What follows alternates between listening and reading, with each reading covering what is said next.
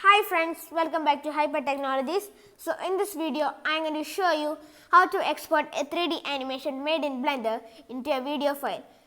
Now I have a cube with animated like this with an emission shader on it.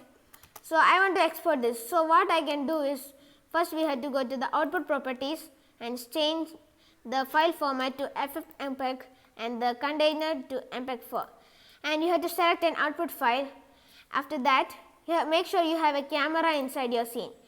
So what's inside the camera will only be rendered out. So you have to align your camera.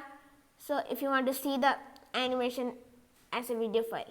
So click render animation, and it will render it out. So that's all for today.